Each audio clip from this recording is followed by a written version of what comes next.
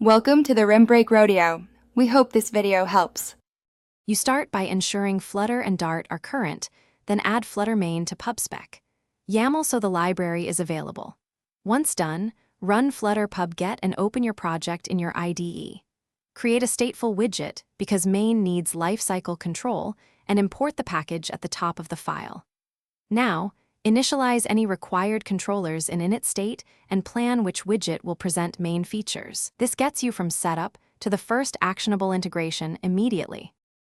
Next, instantiate the main controller with configuration for behavior and add listeners to handle events.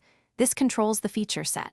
Then wrap the part of your UI that needs main functionality with main provider or main widget so context flows correctly.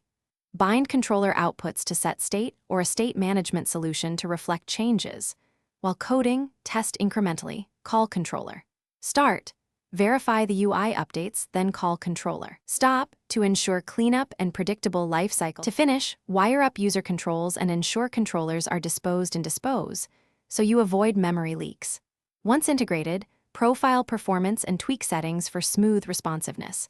For example, reduce update frequency or enable caching. If things go wrong, check runtime logs for stack traces and confirm package and Flutter versions match compatibility notes.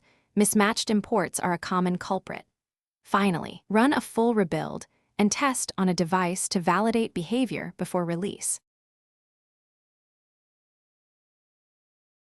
Thanks for watching. Consider subscribing if we helped you.